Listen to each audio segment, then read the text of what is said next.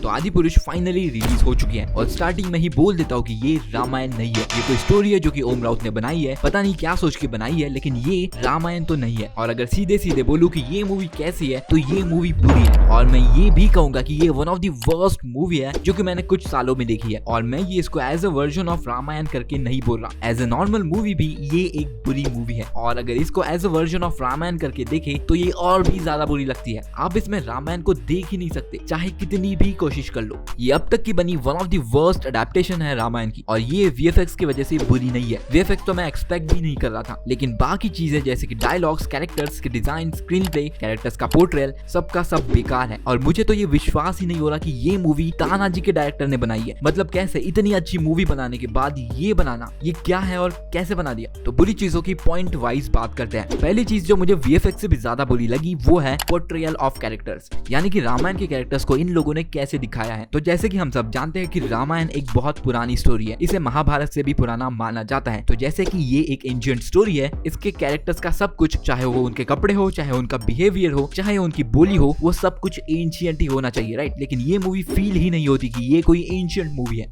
ये किसी दूसरे यूनिवर्स की मूवी फील होती है, जैसे कि गेम ऑफ थ्रोन्स का यूनिवर्स। रावण की सेना में सारे लोगों के बाल छोटे हैं और ऊपर से ऐसा लगता है कि उन लोगों ने जेल लगा के बालों को स्टाइल किया है। मतलब क्या सेंस बनता है इस बात का। एक एंशिएंट मूवी में ऐसी स्टाइल, ये किसने सोचा और ओम राउत ने इसको अप्रूव कैसे किया। कुछ भी होता है इस मूवी में। एक सीन आता है जहाँ की एक आदमी लंका में अपनी तलवार बना रहा होता है, जो कि ठीक है, लेकिन उस आदमी ने एक मेटल का मास्क पहना होता है, यहाँ तक भी थोड़ा ठीक है। लेकिन जब वो आदमी उस मास्क को निकालता है तो वो ऐसे निकालता है जैसे कि वो कोई मॉडर्न मास्क हो, जैसे कि आयरन मैन का मास्क हो, मतलब कुछ भी। और उसके ऊपर उस मास्क के नीचे रावण होता है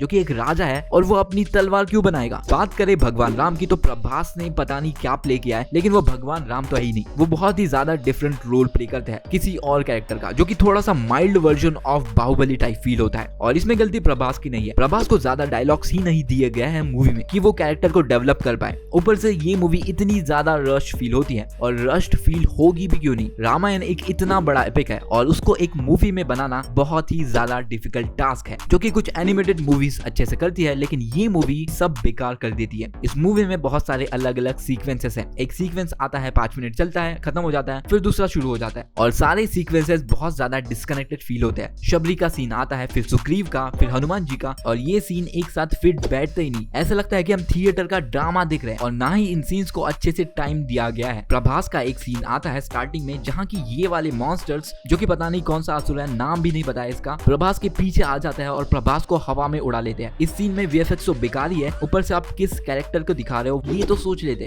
आई मीन बहुत ज्यादा बेकार सीन था वो। उस सीन का कोई मतलब भी नहीं बनता, और कोई अपने मूवी के हीरो को ऐसे कैसे दिखा सकता है, वो भी भगवान राम को। कोई हीरोइज्म फील ही नहीं होता प्रभास से। फिर है लक्ष्मण, जिनको की प्ले किया है सनी सिंह ने, और इसको आप लक्ष्मण कैसे बोल सकते हो भाई। आप देखो लक्ष्मण के सारे वर्जन, उनमें एक अग्रेशन होता है, वो गुस्से वाले होते हैं, और यहाँ पे ये लगता है कि सनी सिंह का सारा अग्रेशन प्रभास के अंदर चला गया है। सनी सिंह के लक्ष्मण ज्यादा शांत है, इवन प्रभास से ज्यादा शांत फील होते हैं। वो बिल्कुल भी लक्ष्मण की तरह फील ही नहीं होते, ना तो डायलॉग से, ना तो एक्सप्रेशन से, कुछ भी लक्ष्मण जी की तरह है ही नहीं। फिर है कृति सैनन एज सीता माँ, और ये भी बहुत बुरी कास्टिंग है। ये भी सीता माँ टाइप फील ही नहीं होती। In fact Kriti Sanon was more aggressive than Sunny Singh. सच में कृति सैनन की सीता माँ तू तड़ाक की भाषा में बात करती है, जो कि ठीक है कि वो रावण से बात कर रही है, लेकिन फिर भी ये बहुत ज्यादा वियर्ड लगता है। फिर अभी बात आई है डायलॉग्स की, तो बात करते हैं डायलॉग्स की, और ये भी बिल्कुल रामायण टाइप फील ही नहीं होते। ये जेन जी के लोगों की तरह फील होते हैं, और ये इन्होंने ऐसी बातें जिनको हम भगवान बोलते हैं उनके मुंह से निकाल दी, जैसे कि बाप, जलीना,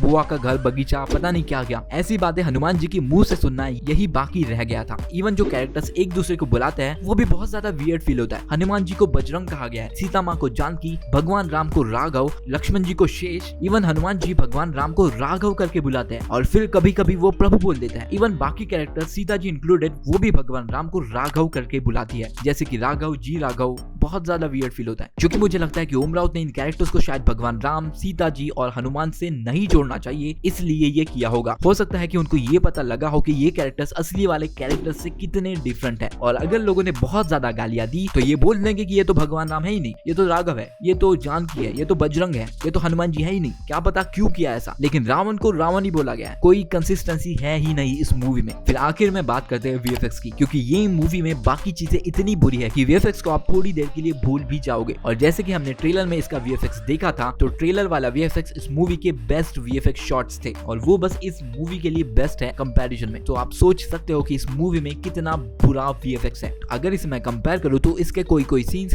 10 साल पुराने वीडियो गेम्स जैसे दिखते हैं। तो आप सोच सकते हो कि इस मूवी का सीजीआई कितना बुरा है 2023 के स्टैंडर्ड्स के हिसाब से। और इन लोगों ने बहुत से अननेसेसरी जगहों पर वीएफएक्स का यूज किया है, जो कि मुझे लगता है कि अगर इन लोगों को इतना कॉन्फिडेंस था कि हम लोग सब कुछ बैकग्राउंड, फोरग्राउंड, वेपन्स सब सीजीआई से दिखाएंगे, तो फिर मूवी बनाते वक्त क्या हुआ, इतने सारे पैसे कहाँ गए। और जो मूवी को 6 महीने डिले किया था उसमें इन लोगों ने क्या किया, और उसमें कुछ किया भी या नहीं, मुझे तो नहीं लगता कि कुछ किया भी होगा। और सबसे इंपॉर्टेंट बात जो कि इस मूवी को बुरा बनाती है वो है इस मूवी का विजन, कि हम रामायण को ऐसे दिखाएंगे। मेरे हिसाब से रामायण को रामायण की तरह ही रखना चाहिए, रामायण को उसके ओरिजिनल रूप में ही देखना सही है। तो बस यही था ये वीडियो। अगर आपको ये वीडियो पसंद आया हो तो लाइक कर दो और सब्सक्राइब कर दो।